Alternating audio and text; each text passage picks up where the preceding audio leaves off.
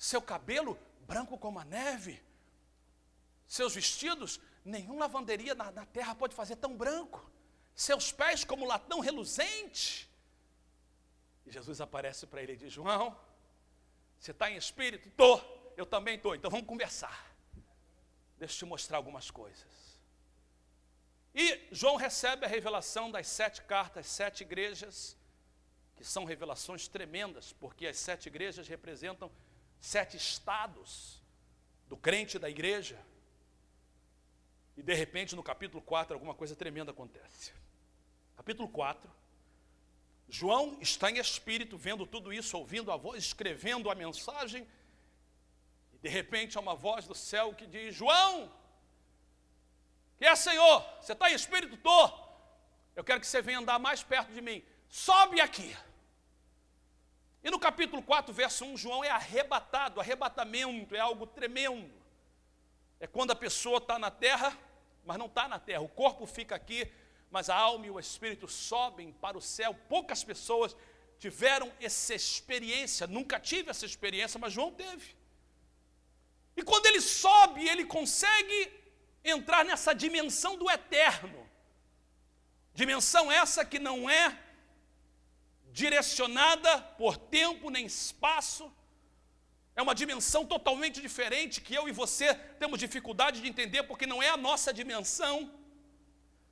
E quando João entra, a primeira coisa que ele vê, o capítulo 4, ele entra, ele vê uma sala tremenda, uma sala do trono.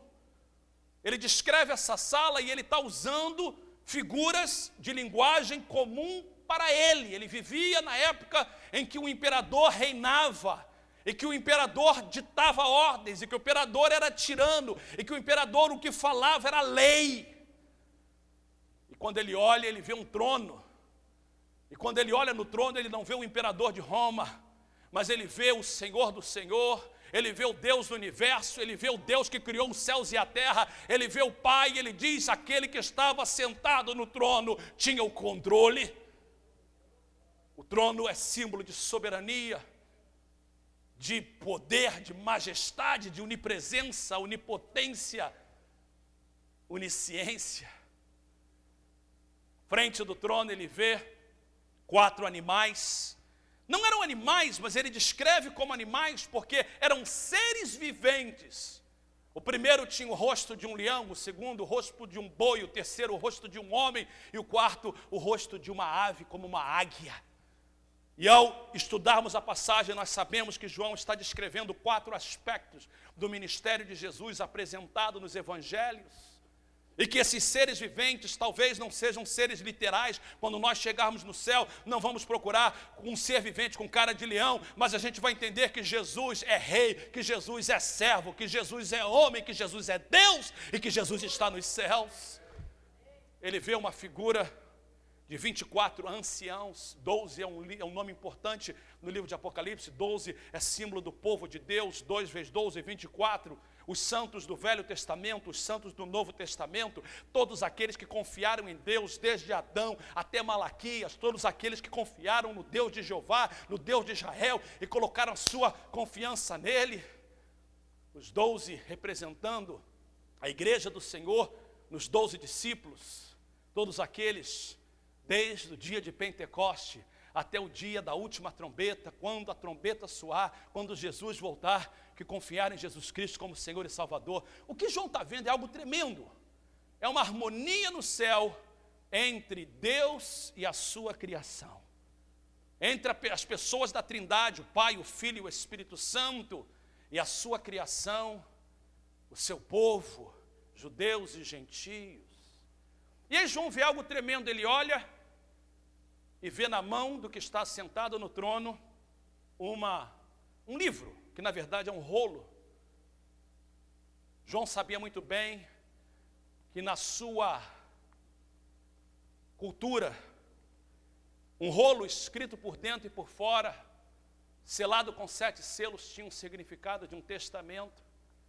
Por revelação, João entende que aquele rolo representa o testamento da terra. João reconhece que aquele rolo representa o testamento dessa terra, aquilo que Deus planejou lá no livro de Gênesis, quando Deus criou Adão e Eva e entregou a terra para o homem, mas por causa do pecado, o homem perdeu e o diabo usurpou, e que desde o capítulo 3 de Gênesis, Deus está tomando de volta, Deus está resgatando a terra. João entendia, e entenda por favor, numa época em que o mal reinava, em que o imperador ditava a ordem e os crentes morriam, não muito diferente dos nossos dias. A Secretaria de Missões estava reunida na quarta-feira, quando a pastora Tereza abriu para nós uma carta que chegou da Assembleia de Deus de Springfield, Missouri. E ali eles compartilharam a respeito do que está acontecendo no Congo. E eles diziam assim, uma irmã nos enviou um e-mail essa semana dizendo, na sexta-feira passada, a igreja se reunia numa noite de vigília, quando os rebeldes chegaram e incendiaram aquela igreja com todos os crentes dentro. Quando você ouve de homens e mulheres que estão morrendo naquele país, simplesmente por serem crentes. E você diz, por quê? Porque o mal impera. Os crentes no Sudão morrendo, a África cada vez pior, baixo a uma tremenda maldição, por terem abandonado o evangelho, por terem se entregado à feitiçaria. E o islamismo agora que está trazendo uma maldição maior no continente africano. Você vê o mal reinando nas ruas de São Francisco. Nós que passamos por esse litígio com a companhia de seguro, que graças a Deus terminou, mas não conseguimos o que queríamos, parece que esse seguro venceu-nos. E você diz, por quê? Quando você vê o mal reinando e vencendo, João é levado à sala do trono e diz, João, espera o seguinte, o final da história não é esse.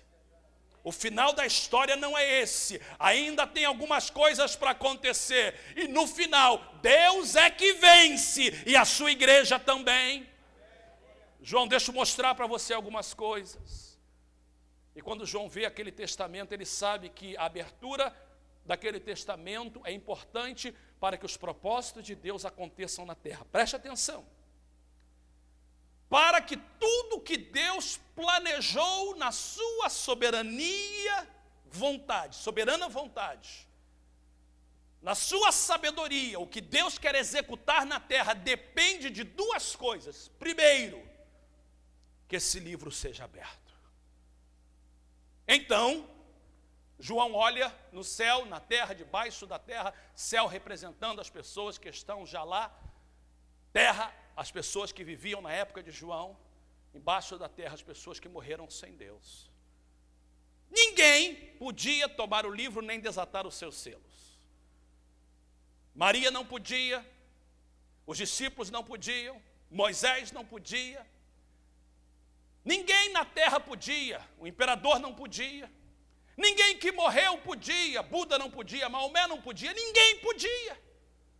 João começa a chorar. E quando ele chora porque ele sabe que uma das coisas que precisa de acontecer é que o livro tem que ser aberto para que o propósito de Deus se execute.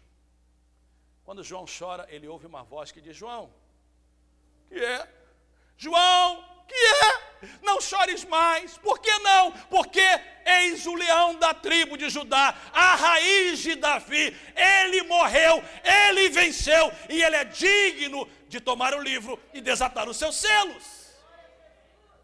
Aí João olha procurando o leão e ele vê um cordeiro. E ele diz, cadê o leão? O leão agora é um cordeiro, porque Jesus é leão, mas também é cordeiro, é Senhor, mas também é servo, é juiz, mas também é salvador. E quando o cordeiro pega das mãos do que está no trono o rolo, no céu eles começam a bater palma, eles começam a adorar, eles levantam as vozes e dizem, digno és, digno és, digno és, o cordeiro que foi morto e que vivo está. Para nós comprastes homens e mulheres de todas as tribos, nações, lá do Brasil, lá da África, lá da Argentina, lá do Chile, lá da África, em todos os lugares, não haverá mais branco,